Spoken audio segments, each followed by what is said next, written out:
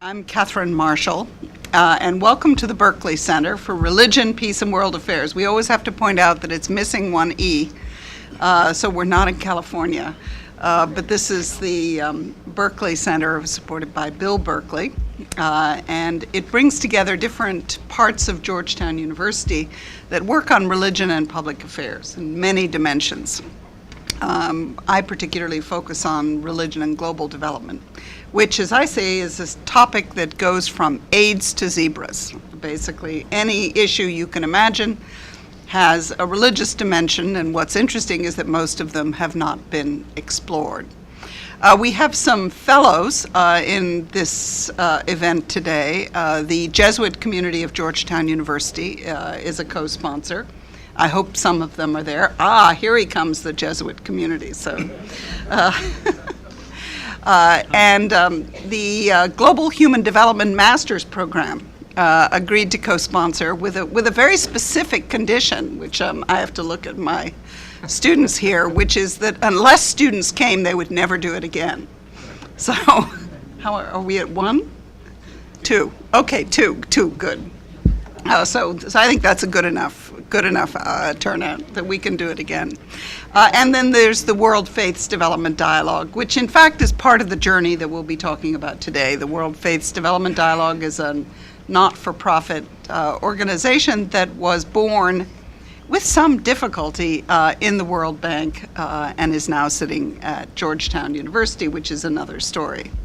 But in any event, we have an exciting day today. A very good friend, as we say now, of long standing is Robert Calderisi, Bob Calderisi. We worked together many years ago and in various capacities at the World Bank. And one of the things that linked us, really quite accidentally, was that we both found ourselves working on the issues that involved the links between religion, religious organizations, religious ideas, religious controversies, and the global development agenda in all of its different dimensions.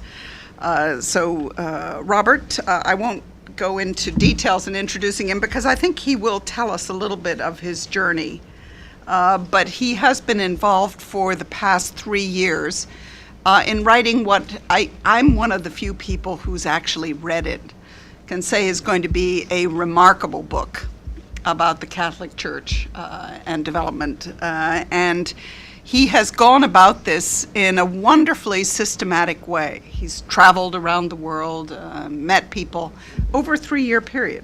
So what's going to emerge is going to be very exciting, and what we're going to have today is a preview.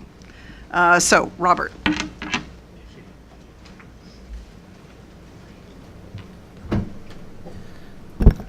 Well, thank you everyone for coming. Can you hear me?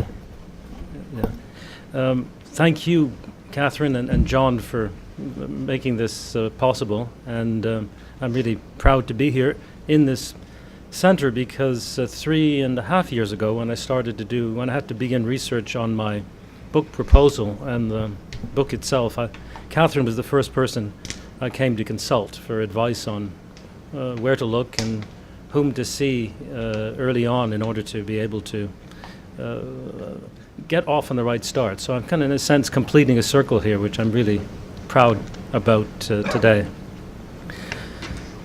I know that in this place I should probably start by talking about a Jesuit or quoting at least a Dominican, Thomas Aquinas, known as the angelic doctor. But instead I'm going to start by quoting an angelic nurse.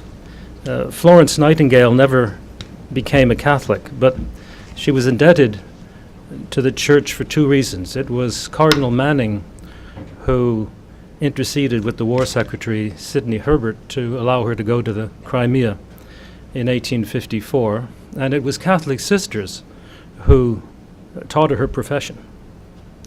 The Catholic Church, she said, offered me work, training, sympathy, and help in it, such as I had in vain sought from the Church of England. In all the dens of disgrace and disease, the only clergy who deserve the name of pastors are the Roman Catholic. The rest are only theology or tea-mongers. And that wasn't all. She said, the English had never been historians. Instead of saints, they have had great civil engineers. Instead of sisters of charity, they have had political economists. The Church of England could not have stood in any country but England, because she is such a poor historian. I've always thought that the great theological fight has yet to be fought out in England between Catholicism and Protestantism. In Germany, it was fought out 300 years ago. They know why they are Protestants. I never met an Englishman who did. And if he inquires, he becomes a Catholic. Bertrand Russell was less positive. In 1927, he told the London Secular Society that he could think of only two contributions that organized religion had made to modern civilization. One was the development of the calendar, and the other was the ability to predict eclipses. Quote, I do not believe that there is a single saint in the whole calendar whose saintship is due to work of public utility, unquote. Apparently he never read the lives of Saint Dominic or Saint Francis or Saint Ignatius. Before 1945, there were very few Westerners who really worried about the conditions of people living in the developing world. Even the notion of a developing world was still a fairly, it's only beginning to dawn on people. And the real impetus for international action came from very unsentimental quarters. The desire of the Western allies to prevent a slump of the kind that had occurred between the two world wars. By the 1980s, the development process was working in East Asia, but stalling in Latin America. In the 1990s, South Asia, especially India, began responding to better public policies and private investment. Only Africa seemed left out of the process. The driving force was private investment and open markets, with foreign aid helping the poorer countries overcome constraints like power supplies, transport links, and skills. In 2012, for the first time ever, the number of absolute poor, those without even the basic resources to ensure themselves a decent living, declined in every part of the developing world. In East Asia, which was the poorest region of the world in 1981, the numbers of extreme poor dropped from 77% to 14% of the population. It was 13% in China. In South Asia, the numbers went down from 61% to 39%. And in Latin America, which started at a much lower number, 14%, the number of absolutely poor was more than halved, to about 6% of the region's population. Even Africa budged, but not very much, to just under half the population, 47%, compared with 51% 30 years before. China and India are the most spectacular cases, but other countries have done well too, particularly Vietnam, Brazil, Peru in the last 10 years, and Chile, where poverty is at about the same level as in the United States. Good as these numbers sound, they have to be put into perspective. While the number of people living on less than $1.25 a day has dropped, the number of those living on less than $2 a day hasn't moved in 30 years. They are, proportion, not number. They are 2.5 billion, or 43% of the population in the developing world. Basically, over the last 3 decades, improvements in human welfare have barely kept up with population growth.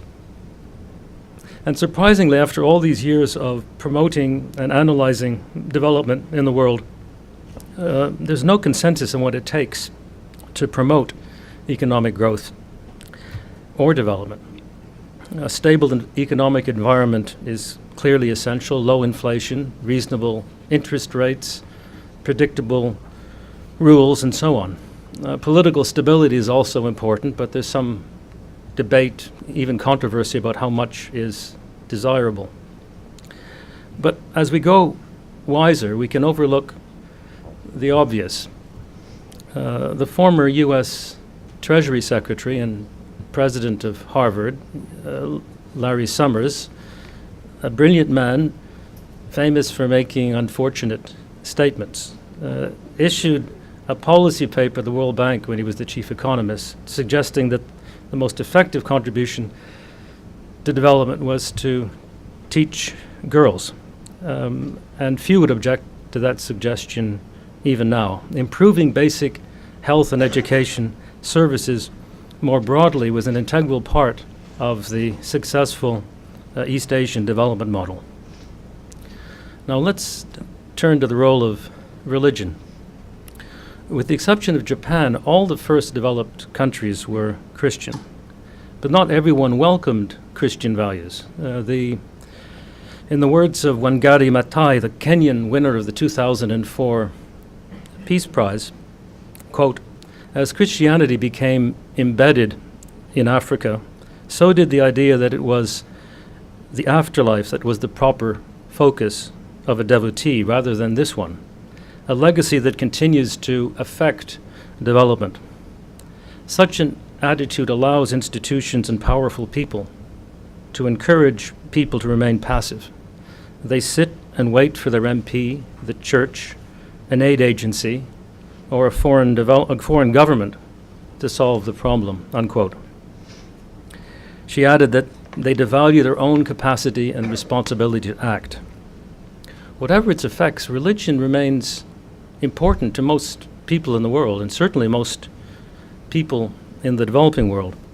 A 2009 Gallup poll asked people in 114 countries how important religion was to them, and the median result was 84%, with some countries like Bangladesh, Indonesia, Sri Lanka, Malawi, and Burundi reaching 99% in the response.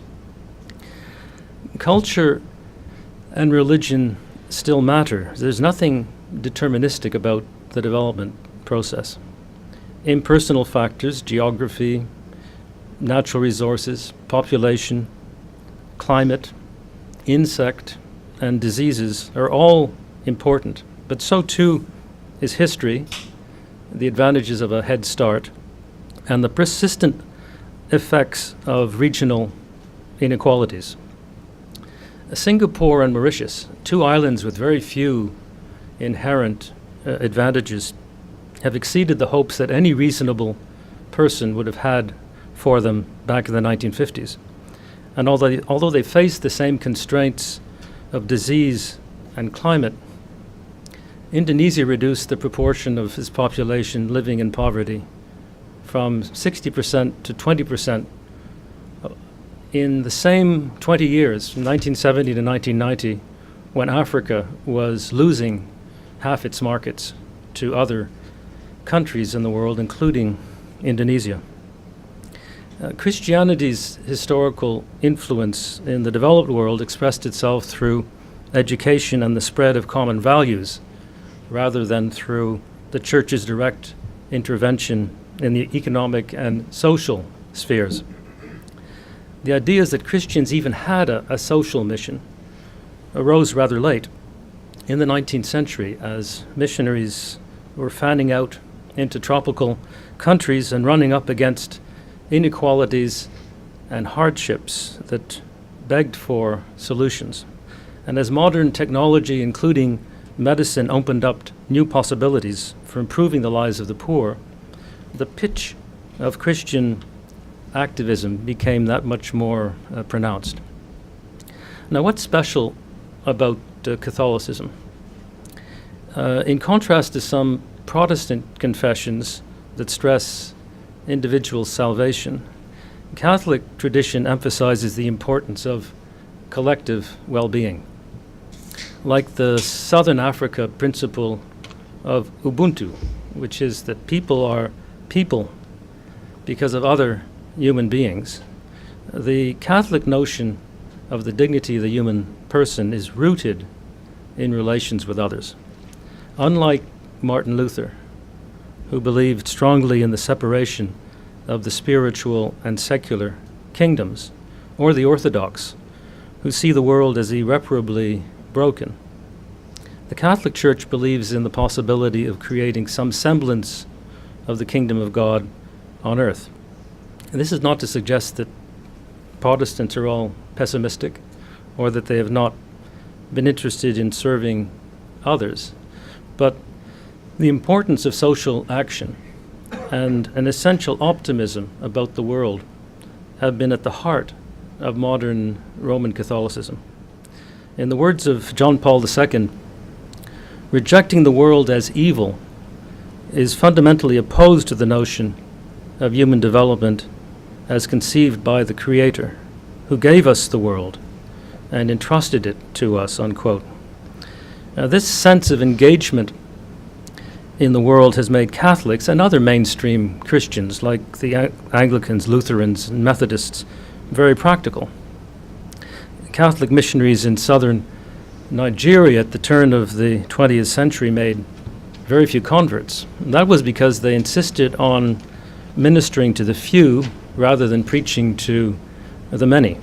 In fact, most people felt among the Igbo people, for example, of southern Nigeria, that Christianity simply wasn't intended for them because they saw priests and nuns spending so much time helping the sick and the outcast, who were considered part of the refuse of society. Some missionaries would have changed tack and engaged more with the local elites, but most of the money sent to them from Rome was earmarked for releasing slaves. Most of this was spent on cotton, salt, and even gin to purchase their freedom, as most slave owners did not have much trust in paper money. The missionaries were actually breaking the law because the British colonial authorities opposed any sale of human beings, because obviously they'd promoted the end of slavery and thought this was illegal. But the missionaries didn't really have any choice because these people would have remained in bondage. American Maryknoll sisters working in Indonesia in the 1960s caused similar confusion. A Muslim professor asked one of them why she thought anyone would become Christians. Quote, "Christians are nurses, social workers, and teachers, and not interested in the things of God," unquote. Perhaps the most exciting experience I've had in 3 years of research on this book was a visit I paid to the oldest Catholic mission in northern Tanzania on Kilimanjaro, Kalewa. And when I met the pastor, he asked me if I had time for a walk before we actually had the interview. I said, sure. So he took me into a large garden between his house and the nuns' residence at the base of a fairly steep slope. It was a large vegetable garden, but I wondered why he was showing me all these cabbages. But at the very end of the slope, he pointed at 6 stunted bushes. And he said, "You know what those are?" I said, "They're coffee trees." He said, "Yes, but they're not just coffee trees. They were planted by Alsatian missionaries in 1862, 4 years before the church was built. And the entire coffee industry of northern Tanzania can be traced to those 6 trees. So the church has always cared about the material, not just the spiritual well-being of people. A second important aspect of the Catholic tradition is its deep commitment to the role of reason, regarded by John Paul II as the most marvelous of God's creations. Quote, "As the doctors of the Church and saints have pointed out from the start, Christians are invited to believe in order to understand, but also to understand in order to believe," unquote. Catholic priests would not normally ask people living with HIV/AIDS to stop taking their medicines and simply pray to be cured, as some evangelical Protestants have done in East Africa, because they do not believe blindly in faith healing. They may lead pilgrimages to holy sites like Lourdes in southern France, but they won't tell people to leave their crutches in their car.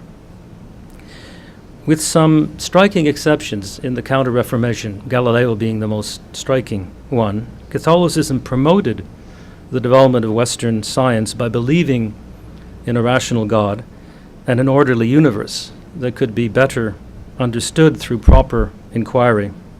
In contrast, many Islamic scholars do not believe in natural or immutable laws, as these would imply that God was no longer able to act freely. Alfred North Whitehead, co-author of Principia Mathematica with Bertrand Russell, thought, quote, that the greatest contribution of medievalism to the formation of the scientific movement was the inexpugnable belief that there is a secret which can be unveiled, and that the search into nature could only result in the vindication of the faith and rationality, unquote. The speech that Benedict XVI gave in Regensburg, Germany in September 2006 that raised the hackles in the Muslim world was essentially devoted to the same argument. Christians have a duty to use their heads. Quote, not to act in accordance with reason is contrary to God's nature, the Pope said. Catholic solidarity and rationalism have made the Church a powerful agent of social progress in three ways: through education, the provision of basic services to the poor, and international advocacy. And let's take these one by one. Before the Reformation, there were already 80 universities in Europe, but the religious congregation established by Ignatius of Loyola gave a new meaning to the notion of Catholic education. The Society of Jesus grew fast, from 10 to 3,000 members in 25 years, spread out across Europe, India, Japan, and Brazil. Francis Xavier, who roomed with Loyola in Paris, was so zealous about evangelizing that he went off to India even before the society was properly constituted. Yet centuries later, the phrase trained by the Jesuits would not mean to be consumed by a passionate faith. I speak as the product of a Jesuit college in Montreal. So much as to be able to stand on one's own feet, be critical of inherited truth, discern and exploit important distinctions of meaning, debate confidently, and admire knowledge and culture. From the very start, Jesuits were also urged to be indulgent confessors. They were urged to be sweet and approachable and sensitive. Their moral judgments could also appear rather convenient, which is why Jesuitical has never been a compliment in the English language. Inspired by the humanist ideals of the Renaissance, they wanted to produce good citizens, not just good souls. One Jesuit wrote to Philip II of Spain, "All the well-being of Christianity and of the whole world depends on the proper education of youth," unquote. Thanks to Francis Xavier, the first school for about 600 boys was established in Goa in 1543, and by the time the society was suspended by the Pope in 1773, the Jesuits had more than 800 institutions of learning, universities, seminaries, and secondary schools around the world, a level not equaled since. And then since then, dozens of teaching orders have been founded by the Catholic Church, and they've not just been spreading the gospel and instilling knowledge, they've been proud bearers of modern values. I read the memoirs of a 45-year veteran of the Blantyre mission of southern Africa in Nyasaland, modern-day Malawi. And he wrote in 1932, a Presbyterian, quote, "When the native medical student sits at the microscope prying into the secret forces of disease in the form of germs and parasites, there can hardly be room for that most deadly of all superstitions, belief in the power of witchcraft. He also was proud of other developments. Quote, "The Christian house in an African village is easily noted from the neatness, cleanliness, and, better than all, the husband and wife will sit together with the family at meals, a revolution in native society, for it means that his wife now takes his place as the equal and the helpmate of the husband instead of being largely his chattel," unquote. A central contribution of Christian education was to instill a sense of individual dignity and importance, an interest in self-improvement, and the possibility of free will and determination triumphing over the paralyzing forces of fatalism in traditional cultures. Amadeus Msakirye, who's a retired bishop of Moshi in Tanzania, described to me in an interview the impact of the missionaries on his people. He quote, "Their very arrival was a revolution. People were forced to think about themselves in new terms, wondering why these strangers were being kind to them and trying to get to know them. And the light of Christian education was so broad and intense, it forced people to look at their bodies, their souls, and the world around them in a different way. The missionaries affected their nutrition, the way they raised their crops, their hygiene, and their attitudes to each other," unquote. In French West Africa, it would have been easier not to train girls in school because parents did not want their daughters to be schooled, and it was very hard to find teachers because at the time men could not teach girls. But Catholic missionaries were rather stubborn about it, so that by 1958, despite the resistance, despite the cultural obstacles, despite the shortage of teachers, more than a quarter of primary school students were girls, and the proportion at the higher levels was even larger, about 40%. Perhaps the greatest compliment ever paid to missionaries was this complaint of a late 19th century colonial governor in Madagascar. He said, "All we want is a labor force, and you're turning them into human beings," unquote. To this day, right across the developing world, even in non-Christian countries like Bangladesh, India, Pakistan, Thailand, and Nepal, Catholic schools and colleges are considered the best places to study. And as most of them charge fees, they meet the market test as well. Parents who can send their children to state schools almost free of charge prefer to send them to Catholic schools, even where the curriculum, textbooks, and examinations are identical to those in the public system. The Church's second major contribution to progress has been in the provision of basic services to the poor. Schooling, yes, but also basic health care, clean water, credit, and so on. Especially where governments have been slow to establish national networks of their own for such services. As I suggested earlier, progress on basic health and education is one of the few common factors that economists agree on is important to successful development and reducing poverty around the world. To this day, in some African countries, 30 to 50% of basic health and education are being provided by the Catholic Church. Most of these are provided by religious congregations who have specialized in health or education for a very long time. For example, 1 in 6 patients in the United States is still treated at a Catholic hospital. To professional observers, the most impressive aspect of the Church's charitable effort is how large it is. This isn't surprising, given how large the Church is. The Church runs 93,000 primary schools around the world, 43,000 secondary schools, 5,500 hospitals, and 18,000 dispensaries and clinics. 65% of Catholic hospitals are in developing countries, and 30% of their dispensaries are in Africa. Health networks set up in the heyday of missionary activity in the 1950s were fundamental to the success of the World Health Organization's enlarged programs of vaccination and the historic drop in infant mortality around the world in the 1960s and 70s.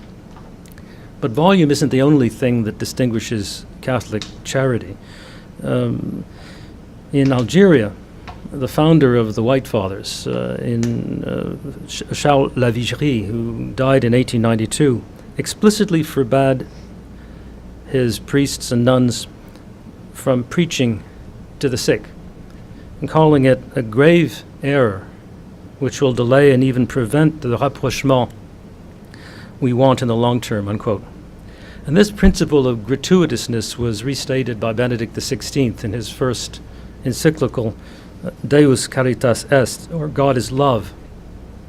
Quote, "The Church cannot neglect the service of charity any more than it can neglect the sacraments and the Word, but it cannot be used as a means of engaging in what nowadays is called proselytism. Love is free. It is not practiced as a way of achieving other ends," unquote. The Pope was expressing an important Christian, not just Catholic, principle, but with very practical implications. But not every Christian follows it. Franklin Graham, the son of Billy Graham, runs a relief and development organization called Samaritan's Purse. And he has written, quote, "I would never take advantage of the world's poor for personal gain, but you better believe I will take advantage of each and every opportunity to reach them with the gospel message that can save them from the flames of hell," unquote. And the head of the part of the organization that runs the hospitals in Africa admitted to an American journalist a few years ago that he would treat patients differently if they were not evangelical Christians, even postponing operations if necessary until they were given a chance to see the light. Quote, this man said, "The main thrust is on telling them about Jesus Christ, not getting the operation done," unquote. The Caritas network of 164 national agencies now spends about $3 billion a year, which is no more than the World Bank lends to a country like Turkey or Brazil or Indonesia in a single year. Yet, in a manner so indirect as perhaps to be meaningless, no official agency could claim to reach 100 million people, as Catholic Relief Services in the United States claims to do. And in that sense, the Church is in a category of its own. Large as it is, the Caritas network is only part of Catholic outreach to the poor and the distressed. Most of it is conducted by individuals in countless schools, clinics, community groups, and religious orders whose dedication can be striking, but also amusing. The Irishman Dermot Martin was secretary of the Pontifical Council for Justice and Peace for almost 20 years and traveled widely in the developing world. Each time he arrived in a country and asked to see the Irish nuns, he had trouble finding them, as if they were afraid of him, and they were. When he finally saw them, he thought that they thought he was going to order them back to Ireland, and they wanted to complete their work and be buried where they were living. We've talked about education, we've talked about basic services. Now I want to talk about advocacy. The Church has been a very important voice for the poor in general and for oppressed and disadvantaged groups in particular countries. And of course the Church has a particularly good opportunity to represent the interests of the poor nationally and internationally in its social teaching, in its support for human rights, political mediation, and Catholic radio and newspapers. The Church has really been one of the clearest voices in redressing economic and political injustices in the world and appealing to the consciences of developed countries.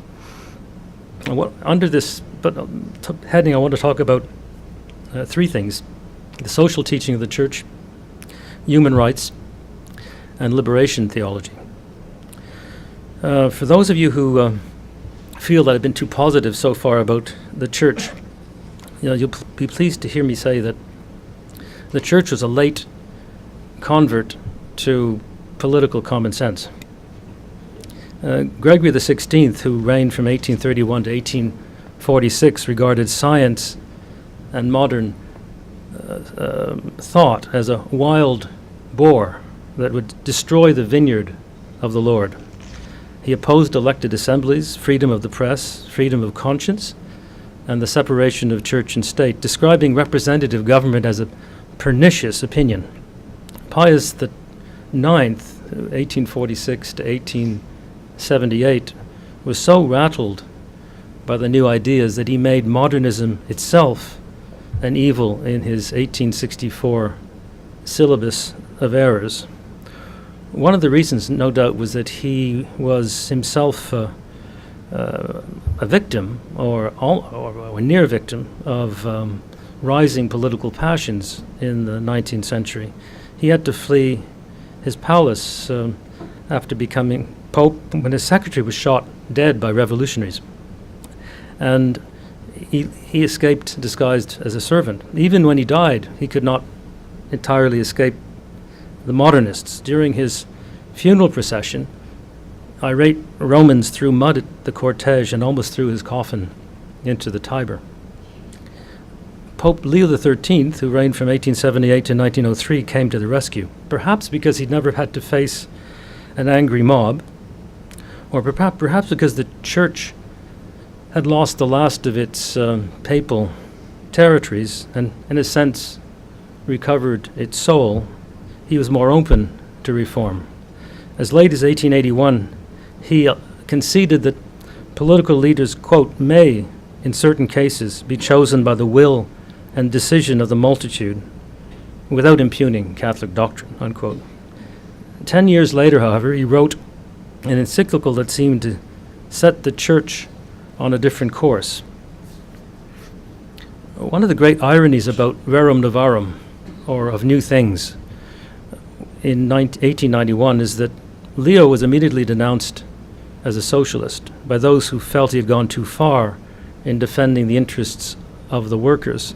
Certainly used language that Karl Marx would have liked. Quote, "Working men," the Pope wrote, "have been surrendered all isolated and helpless to the hard-heartedness of employers and the greed of unchecked competition," unquote. "A small number of very rich men have been able to lay upon the teeming masses of the laboring poor a yoke little better than that of slavery itself," unquote. This encyclical opposed child labor, recommended a living wage, and opposed the employment of women in unsuitable occupations. And it also hoped a little unrealistically that people be given a chance to obtain land to supplement their income. He also, 50 years after the labor movement begun, supported the membership in trade unions as a means of improving conditions of workers. The international reaction to the encyclical was almost electric. The hero of Georges Bernanos' Diary of a Country Priest said, "We felt the earth tremble under our feet. This simple idea that work is not a commodity subject to the law of supply and demand, and that one must not speculate on salaries, on the life of men like wheat, shook our consciences," unquote. And since 1931, popes have tried to mark every 10th anniversary of Rerum Novarum with a new statement of the Church's economic and social views. And in doing this, they have been careful to stick to fairly broad principles and avoid making specific recommendations, though in some people's eyes, Paul VI came dangerously close to doing so in 1967. The first of these encyclicals, Quadragesimo Anno, the 40th anniversary of Rerum Novarum, introduced a number of key principles, including subsidiarity, which of course is now a buzzword and has been in the European Union, and solidarity, which required the state to protect citizens from the, quote, "headstrong and vehement power of the market," unquote. Its author, Pius XI, was not known as a progressive, but he was capable of standing up to vested interests. In 1930, French industrial barons complained to the Pope about the Bishop of Lille, Achille Liénard, who had taken sides with workers in an industrial dispute. Pius XI responded by making the 46-year-old Lionel, the youngest cardinal in the world.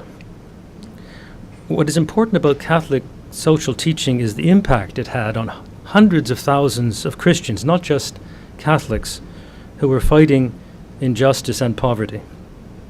There's nothing radical about it. In fact, from Rerum Novarum onwards, Catholic social thought lagged behind major breakthroughs in liberal or social democracy by about 50 years.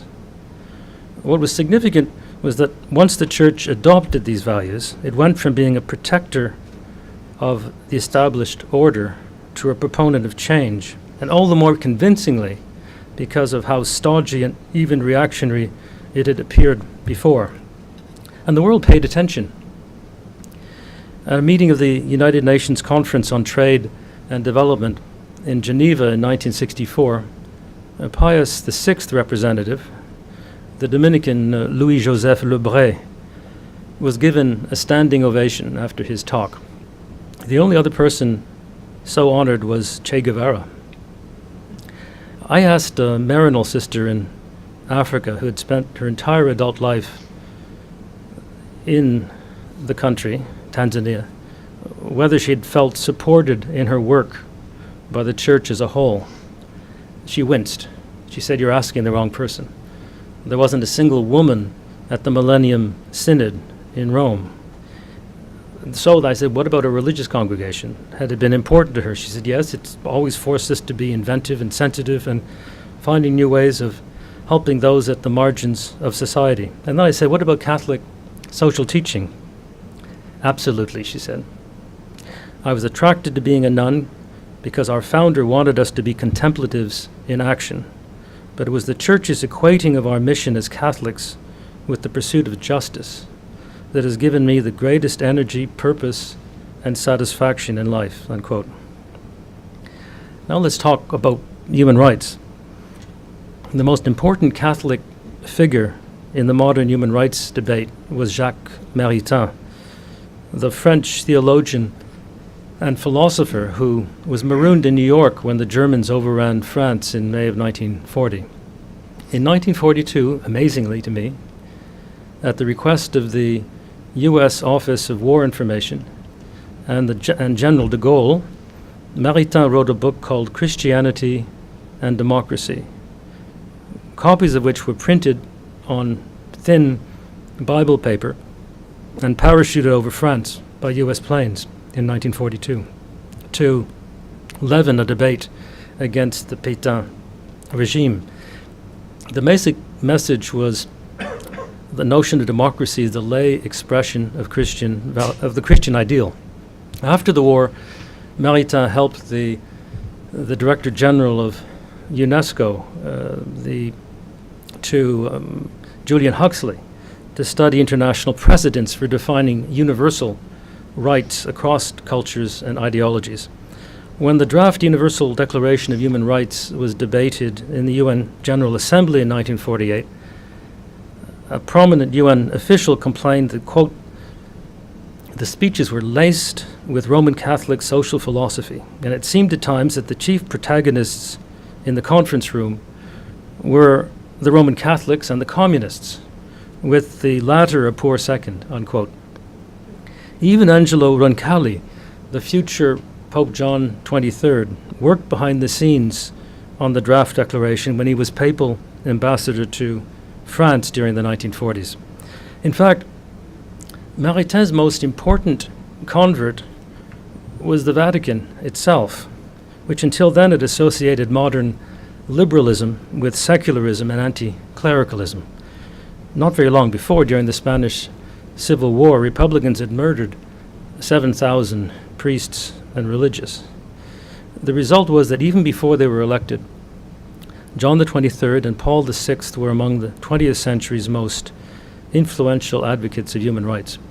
10 days before he died in 1963, John the 23rd told some visitors, quote, "Now, more than ever, we are called to serve man as man, and not just Catholics, to defend the rights of the human person, not the Catholic Church. It's not the gospel that has changed, it's we who are beginning to understand it better," unquote. And of course, human rights was a central theme of John Paul II's papacy.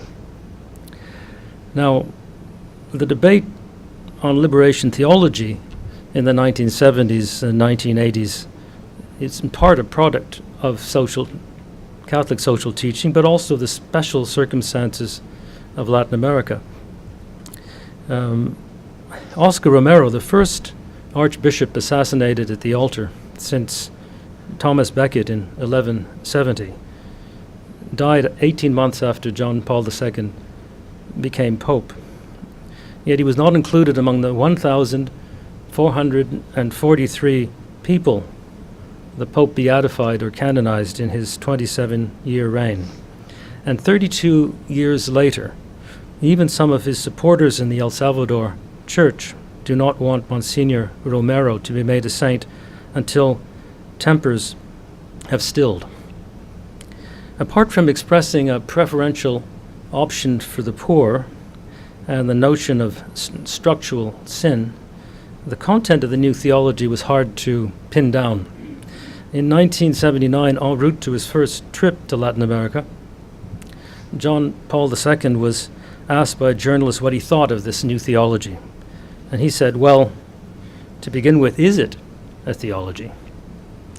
In Peru, a German-born bishop I met named Norbert Strothmann was listening to the interview on radio, on his car radio, and his heart sank.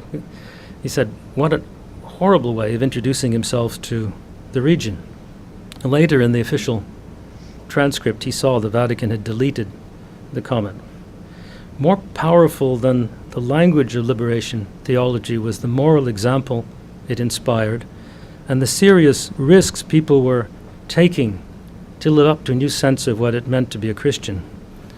Under interrogation in the 1970s, blindfolded and handcuffed, an Argentinian priest was told by a senior officer, quote, "You are not a guerrilla fighter.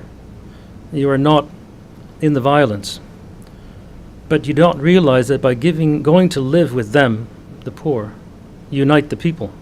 You unite the poor, and uniting the poor is subversion," unquote. Now, at the ground level, of course, individuals have been important too in the church. In 1977, a Maryknoll nun, who has since been elected to head the order in 2010, Janice McLaughlin, was arrested and put into solitary confinement for documenting the brutality of the white minority government of what was then Rhodesia. She was convicted and quickly deported. Years later, she recalled a phrase that the Shona people used to describe God. They said he was the one who turns things upside down. And she seems to have adopted it as a motto because she continued to promote human rights in Zimbabwe, this time against the increasing brutality of Robert Mugabe, hence earning the bitter dislike of two famous Zimbabwean politicians, white and black. In June 1985, the French Cardinal Roger Echegaray, head of the Vatican's Council for Justice and Peace, visited Chile, still under the dictatorship of General Pinochet. And while there, he meditated in the room where a priest from Rodez, André Jarlon, had been murdered in his presbytery 9 months before. The Bible he'd been reading was still stuck to the table in the man's blood. Later, behind closed doors at the Vatican Embassy, he met with the parents of people who had disappeared. In 1992, visiting Burma, Echegaray was told that he could not mention human rights or democracy, or even the name of Aung San Suu Kyi, the opposition leader, who was under house arrest. So he spent an evening in the street in front of her house, to the annoyance of the military police. Now I come to, I suppose, the bad news.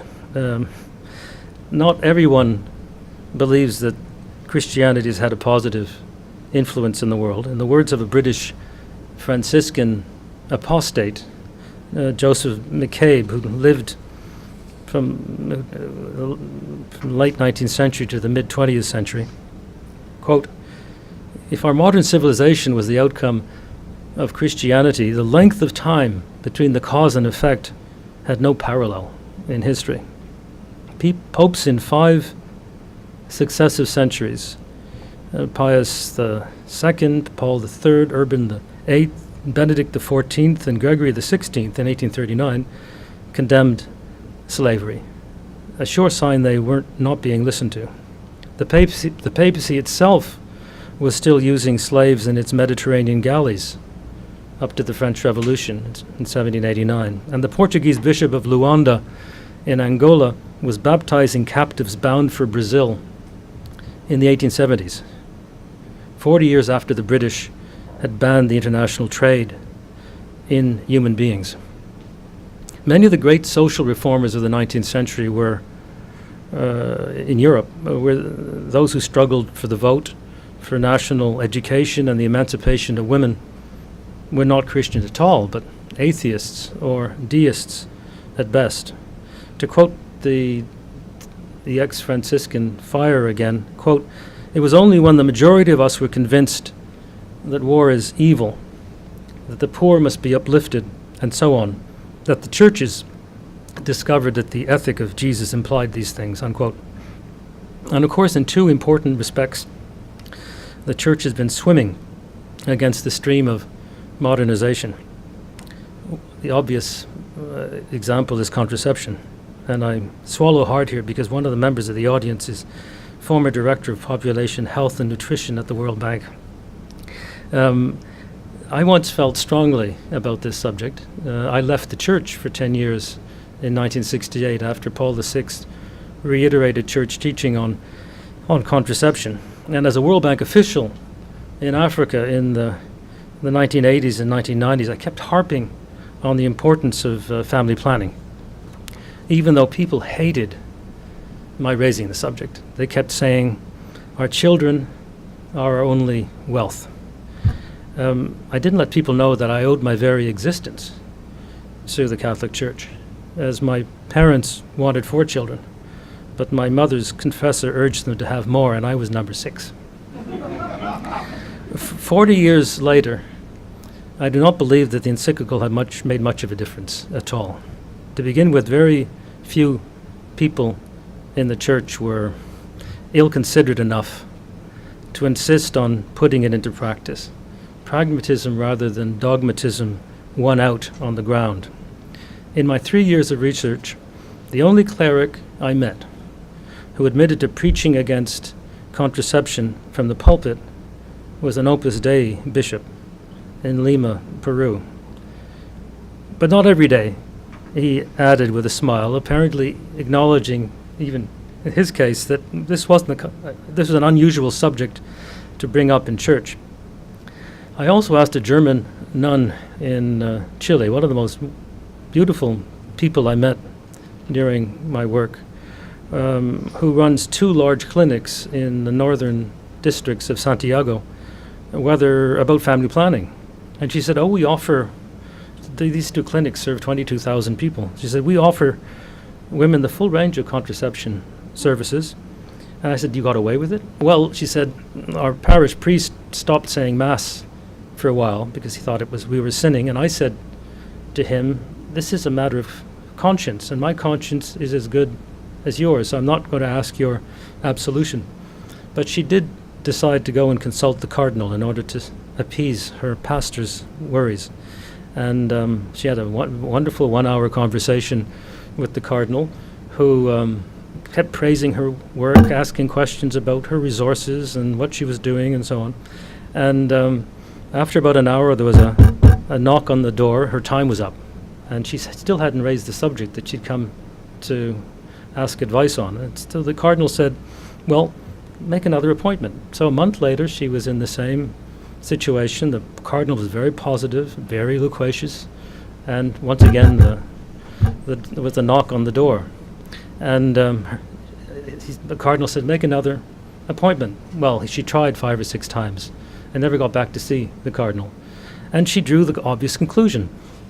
He didn't, he knew what she'd come to talk about, but he didn't want to say yes, but also he didn't want to say no. So what has been the impact of the Church's sexual teaching in the developing world? I think we should separate population growth and the fight against HIV/AIDS. To begin with, there's no way of measuring what would have happened to world population if Paul VI had never issued the encyclical Humanae Vitae in 1968.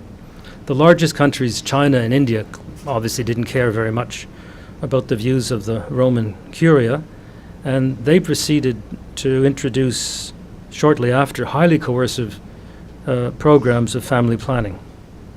It would also be very hard to demonstrate that Latin American and African families had a large number of children simply to please the church or their consciences. In fact, strong cultural and economic factors were driving family size in those regions.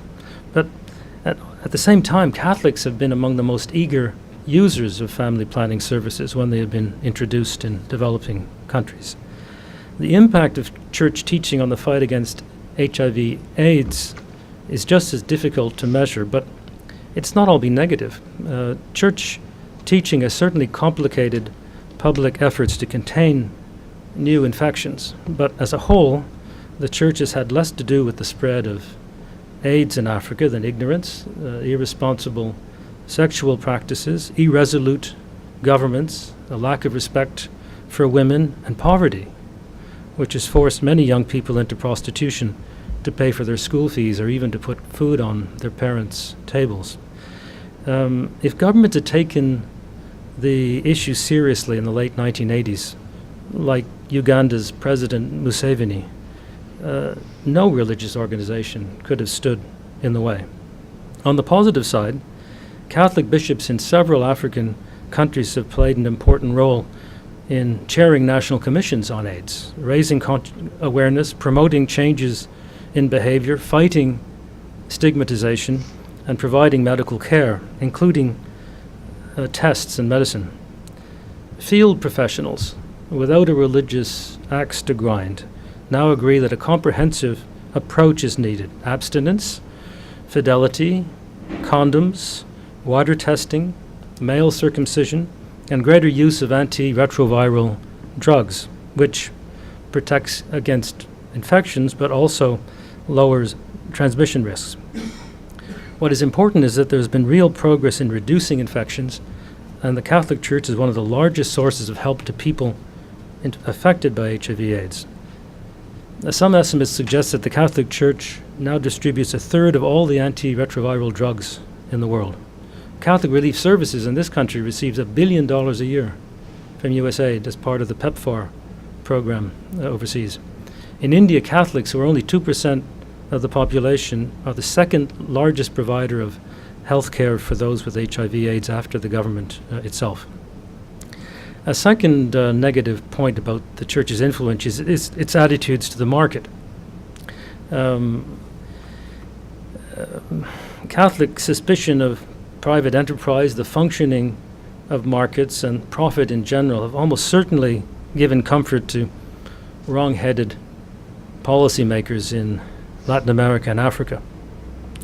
In 1998, the Archbishop of Conakry in Guinea, Robert Sarrat, who is now a cardinal overseeing the Church's charity work around the world, denounced development as the mere acquiring of material possessions, economists as the priests of a new religion, and management schools as the new missionaries. He even grumbled about the gospel of John Maynard Keynes, a curious thing to complain about for someone socially conscious. Of course, he quoted him out of context. He quoted Keynes, who said that avarice and usury and precaution must be our gods for a little longer still, for only they can lead us out of the tunnel of economic necessity into daylight, unquote. In 2001, I had the hardest time meeting the Bishop of N'Djamena, the capital of Chad, one of the countries I was responsible for at the time. He was a Frenchman, a cousin of a friend of mine, and all I wanted to do was say hello and ask his advice on local issues. When I finally got to see him, I learned why he was reluctant to see the World Bank country director. He was worried that once I'd learned that the state was paying the salaries of teachers in Catholic schools, that we would include this in the next next round of budget cuts that the bank would impose on Chad. I told him, look, instead this is an example of public-private partnership, which would become increasingly the rule around the world. It's of course difficult to measure the dampening effect of attitudes like this on economic progress, but almost certainly the Church's global discomfort with capitalism, which is really the obverse side of much of its social teaching, reinforced resistance to private investment, free trade, and economic reform in many countries, where nationalism, fear of the unknown, and the protection of local monopolies were being suddenly complemented nicely by a Christian sense of fairness. Now to conclude, what can we say about the Church's impact on development since the world community began to take this issue seriously after the Second World War? To begin with, forces well beyond the Church's control: globalization, free trade, especially here in the United States, private investment, and the emergence of India and China were much more important for the well-being of millions of people around the world than anything Catholics and other Christians may have done. In some areas, the Church's actions worked against those positive forces. In others, the contribution was crucial. As we've seen, one of the Church's most important contributions have been highly concrete. Others have been broader and difficult to measure. No one has yet bottled the recipe for successful development in the world, but almost everyone agrees that basic health and education is key to spreading the benefits of economic growth. The Church has been a leader in education across the developing world, equipping elites, empowering poor people, and having a particularly positive effect on girls and women. Another key factor in fighting poverty has been political stability. Although the Church's actions varied across countries and rested once again on the insights and courage of individual men and women rather than some general plan conceived in Rome, broadly speaking, the Church has been a promoter of political balance, a champion of human rights, a role that would have been really foreign to it before the Second World War, and a shock absorber for political frustration. Although some would have preferred the Church to be more militant and others less opinionated, in no country in the world in the modern era has the Catholic Church been a cause of division, civil discord, or violence. Inevitably, the Church's role has varied across the world. It's while still complex, it's easy to describe it in Africa, where the Church is relatively young, or in Asia, where, except in the Philippines and East Timor, the Church is in a minority position. Then in Latin America, where after 500 years the Church is part of the very culture and personality of the region. In Africa, where states continue to struggle with putting in place national programs of basic health and education, the Church remains a central actor in giving poor people the confidence, literacy, and health to do something about their own lives. As public policy improves, markets are linked and opportunities open up, Catholic schools and clinics will have given hundreds of thousands of people across the continent access to the modern economy they otherwise would not have had. In Asia, where the Church has had no role whatever in the greatest reduction of poverty in human history, in China and India, bishops have had to be careful about expressing quote-unquote Christian views on business, politics, human rights, and corruption, so as not to create a backlash, especially among Muslims. But even where they've been cautious at a national level in Bangladesh, Thailand, and Vietnam, as a group, the Asian bishops have formally denounced human rights violations, defended pro-democracy movements, and promoted community building among people of different faiths. In some cases, Cardinal Sin in the Philippines and Cardinal Kim in Korea, church leaders have gone much further and been part of changing the political system. And even where the church is minute, it continues to have a tremendous influence. In Bangladesh, there are only 200,000 Catholics in a population of 171 million people. Yet the 30 Catholic high schools in the country are the ones everyone wants to get their children into. In Latin America, except for Brazil, Chile, El Salvador, and Guatemala, church leaders generally failed to confront dictatorship and speak up for the rights of those imprisoned or killed for their beliefs. In some countries like Argentina, the church's reluctance to rise to its prophetic mission has been compared to the church's failure to head off the genocide in Rwanda.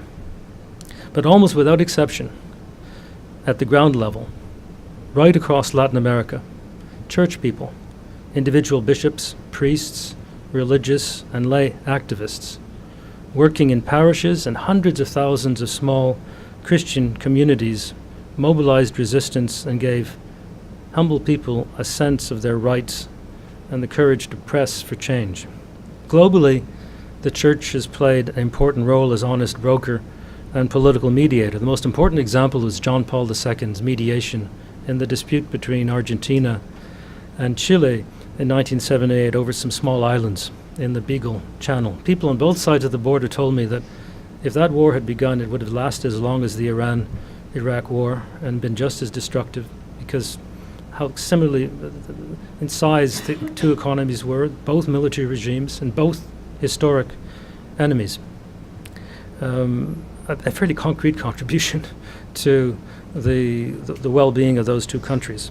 Less dramatic, but just as important locally, is the church's chairing of national conferences in Africa, in countries like Benin, Togo, and Zaire, that led to the introduction of democracy. And the church was also active in the ending the civil war in Mozambique.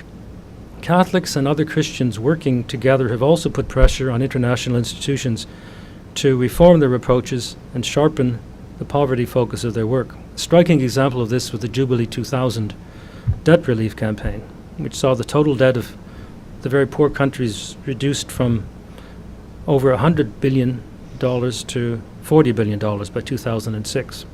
The seed of that campaign, although it was run mainly by Anglicans and other non-Catholics, the seed of that campaign was sown by John Paul II in an apostolic letter of 1994. Overall, while it's difficult to demonstrate by conventional methods, the circumstantial evidence is overwhelming. With the possible exception of the Ministry of Central Education in the People's Republic of China, because of the sheer numbers involved, and despite the church's obtuseness on family planning and economic reform, the church has probably lifted more people out of poverty than any other organization in human history. Behind that record is innumerable individuals like Dick Tim, an American Holy Cross father I met in Bangladesh, who's been there since 1954 and helped set up 17,000 social awareness groups that were instrumental in the success of the microcredit revolution. When I met him last year, he was 88 years old, still teaching sociology at the university and editing a human rights newsletter. At the opposite end of the ecclesiastical heap is Cardinal Roger Echegaray, who I mentioned earlier, a longtime head of the Pontifical Council for Justice and Peace. I asked him why Dennis Hurley, who was the Bishop of Durban for 45 years, had fought hard against apartheid and said publicly that he was torn in two by the Pope's encyclical on family planning, why he was never made a cardinal. Was he a controversial figure in the church? I asked him. Echegaray smiled, a little bittersweet, and said, "You know, everyone who fights for justice upsets people." Later I read the Cardinal's memoirs and ran across a quote, one of his favorite quotes from Václav Havel, which is, I think, a good corrective for eager development economists and impassioned church activists. He said, I wanted history to move more quickly, like a child pulling on a plant to make it grow faster. We cannot fool a plant any more than we can fool history, but we can water it every day with understanding, humility, and love. Thank you.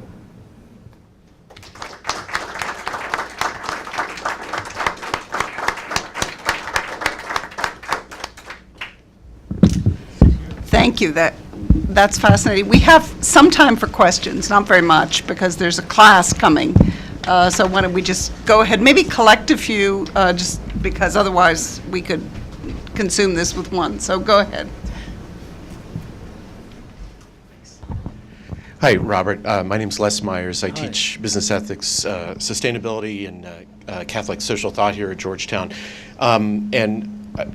I saw in the comments from the Vatican with regard to the women religious a few months ago, the Leadership Conference of Women Religious and Network, et cetera, one of the criticisms of them was that they were spending too much time with the poor, that they weren't spending enough time on some of the other issues you referred to, including public policy issues about family planning and homosexuality, et cetera. And I just thought that was a real threshold moment in terms of the hierarchy actually criticizing women religious because they're spending too much time with the poor and wondering, what would Jesus think, et cetera.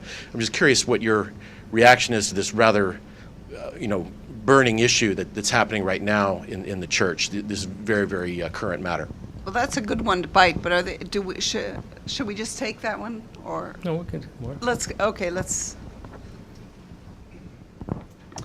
Hi there. My name is Ted Hooley, and I'm a member of the Global Human Development Program. So thanks so much for speaking with us today.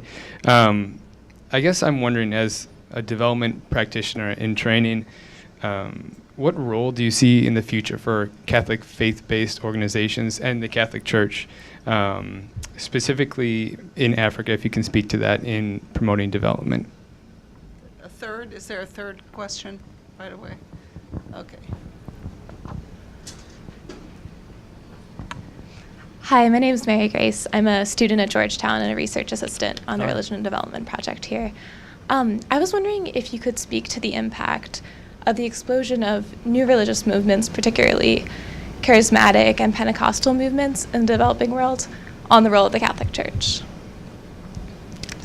I guess that gives you a good menu to start with. Okay. Well, like most people who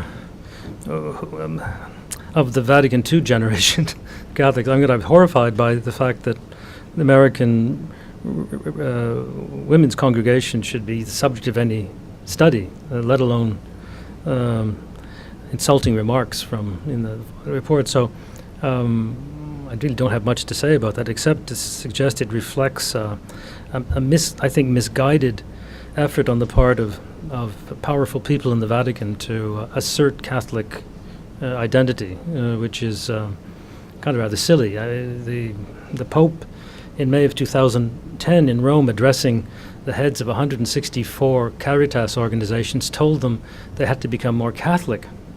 And 57 of those people were bishops.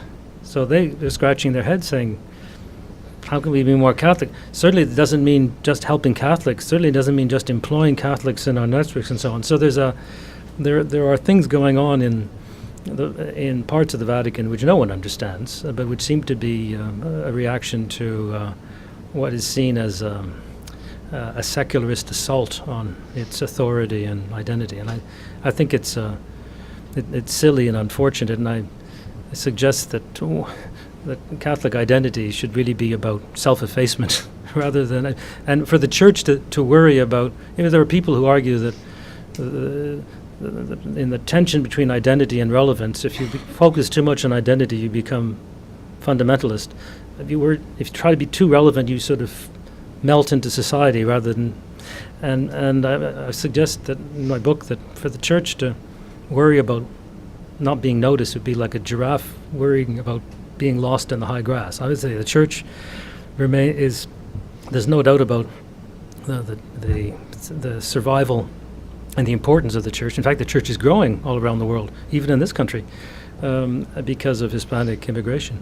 So I just hope this this dark night will be brief and some reason will prevail. I think I also I think this is an example of arrogance and which where one only has to stand by and sort of try to be respectful and silent rather than belligerent about it. But I think nobody understands this issue of American nuns outside a small coterie of people in Rome. I think the future of the church's role is still strong. Of course, to the extent that political liberties have spread widely in the world, there are fewer opportunities now than there were in the 1970s for the church to be prophetic in the sense of speaking bluntly to people in power about social justice. But with respect, so the advocacy role is probably less important than it has been in the past, but it will still be important in some countries. But its ability to and its energy in delivering basic services to poor people, education particularly, it will remain strong. In fact, some countries are even handing state schools back to the church. Some governors in Nigeria this year have handed former Catholic schools that have been made state schools back to the church to run them with state money, because they see the church or church people as more effective users of public resources. So even again, as governments improve their systems in really poor countries, they're almost bound to continue to draw on the experience and personnel of the Catholic Church and other Christian confessions. And with respect to the new movements, I mean, they're having an effect particularly in Latin America and even in the Philippines. But I don't think that it's had, to my knowledge, had much of an impact on the social mission of the church. Some people see the competition as being healthy for the church, others as basically being irrelevant. But the important thing is, I think that there be increasing collaboration across confessional lines to provide support to poor people and promote development. And I think that the Catholic Church and other mainstream Christian confessions have a lot to teach some of the newer groups that are focusing on evangelization now, but later, and I've run across some, or will be just as interested in being of material help to the people that they're serving. We can do one more round, so start over here.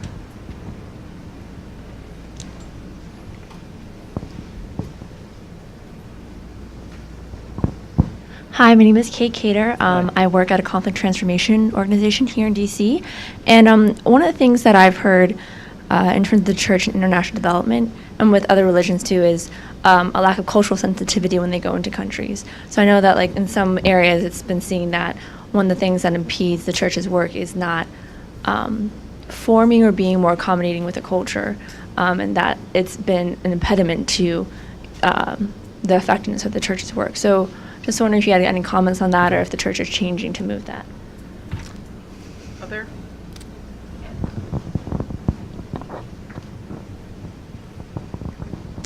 Hi, my name is Chris DeBray. I work for DevTech, a USAID contractor. Mm-hmm. And you mentioned two areas where you think the church is, or two negative points about contraception and maybe lagging on openness to trade and investment. So first on the maybe being a little, backwards on economic issues, if you can speak to a few specific issues, what is it exactly that, or areas that you think that can be improved? And you mentioned contraception but I was wondering about abortion. If in your travels and conversations, with contraception, you say that most people, you think, there's a church teaching, but people are more pragmatic. With abortion, is that an issue, or it depends, or if you can talk about that? Thank you. Any last question? I'm Dick Kelly. I know Robert. We go back to St. Augustine Parish together, sang together. But question, going into this, looking at your own notions of what you might find, what surprised you? And I'll just put one last question if you have a moment, which is that the church was certainly critical in early phases of human rights. But there's discussion now of a retreat and something of a backlash against the church on some critical human rights issues. And I wondered what you'd heard and what your conclusions were on that. Yeah. Well, on the subject of cultural sensitivity, I'm sounding like a Catholic apologist. I don't want to. But it's less of an issue for the Catholic Church. It was an issue for the Catholic Church in the 16th century in China and 17th century in India. But essentially the Catholic Church doesn't send people anymore anywhere because the Church is universal, and there are not really any. The only missionaries that still go out are members of religious communities that have been invited by the local church or the national church to come, and I think a great deal has been learnt over the centuries about how to build one's presence on existing values and the faith, not always perceptible to newcomers, that guides even the lives of so-called pagans. So I don't. It's the talk was already long enough, but I could have really gone into just how much the church was careful. Even in the 19th century, popes were telling missionaries not to teach their language or their civilization. You're not to be French or Italian, or you're Catholic, and it's not your mission to change the civilization there. It's just to tell them about the gospel. Now, of course, that was naive on the part of the popes. How do you go into a culture and upset their gods and sort of say you're being sensitive? But still, there was a concern about it right from the very beginning, and a lot, as I say, a lot of experience in China and India of the risks and the importance of adapting one's message to local culture. On economic reform, it's really, I think the task, the job is to make the church leaders particularly just comfortable with business and profit and investment, which still carries a certain bad odor about it. The only pope to speak positively about the market system was John Paul II in his encyclical in 1991, Centesimus Annus, which was marking the 100th anniversary of Rerum Novarum.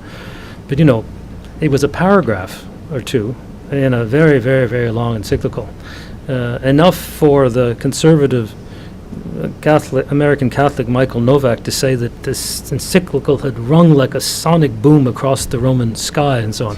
So great was the contrast between what the church usually said about business and the markets and the little that was said in that. And so there are people trying to help the church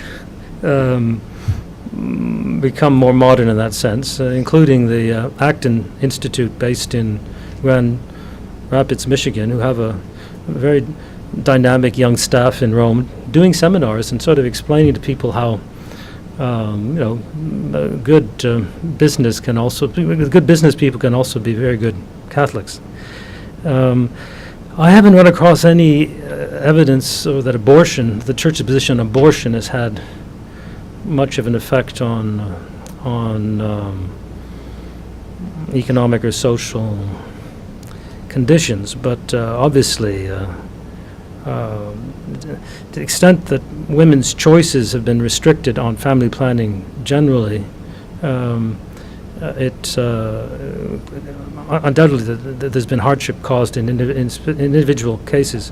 But interestingly enough, there's not public support, for example, in Latin America, for abortion. There's a kind of a traditional horror about it. Whereas for family planning, opinion polls suggest widespread support, even in the Philippines, which is the only last important country where the church is still blocking or trying to block proper family planning. What surprised me? Well, I guess I was surprised by. I mean, I started this work with a contrarian opinion because I think Yale University Press, when they asked me to write this, assumed it would be on balance critical of the church. And I told them, I expect to be, based on my own personal experience, that suggests that on balance the church will be quite positive, even very positive. And they said, well, fine, as long as you don't write a whitewash of the Catholic Church. I said I would have a hard time doing that. I mean, it's because it wouldn't be very credible.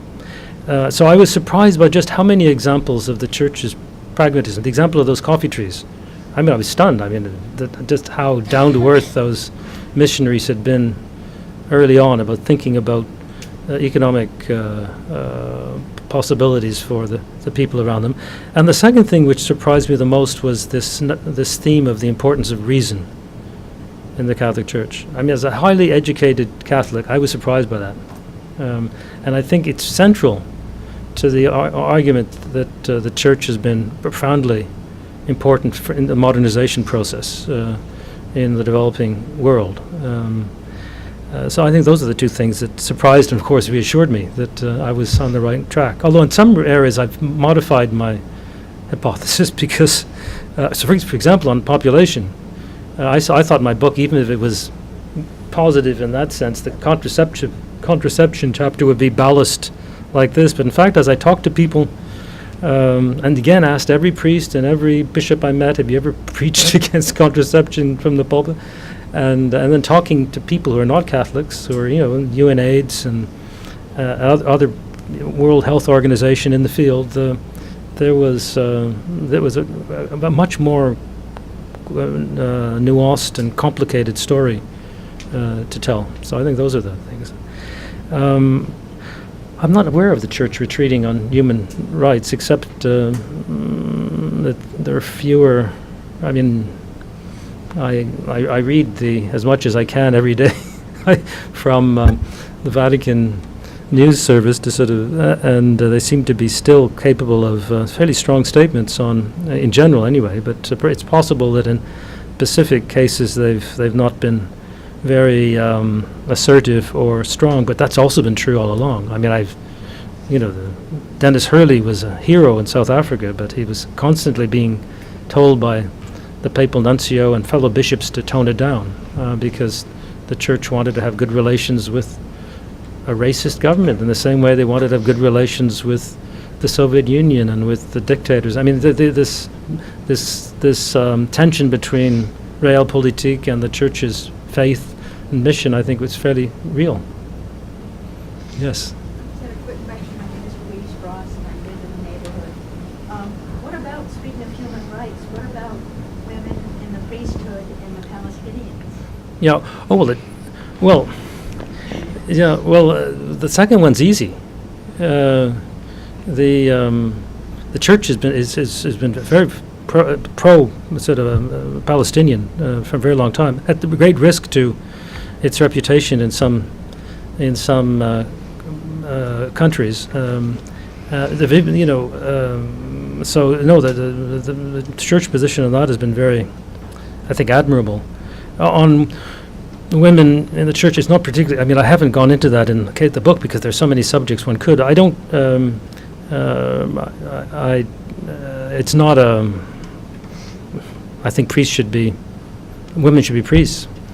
I think women should be pope eventually. But we're obviously but fortunately I'm not a woman because I'd be even more impatient undoubtedly. But I don't. As I say, I think if you look on the broad subject of the Church and women's rights, I think the Christian churches generally, contribution to improving the condition of women in the developing world has been unsung, and something worth broadcasting more. You must be doing something right, because you're gaining people. Now I'm a practicing Episcopalian, and we're losing people daily. Yeah. Unfortunately, we have to bring this to an end, but I think the message is that you have to come back. Oh, okay. The book is supposed to come out in September of next year. And that's at least one occasion, Okay. because I think we're just getting into the issues here. So we'll look forward to hearing you, and Okay. thank you so much. Thank you for the coming, everyone. Fascinating.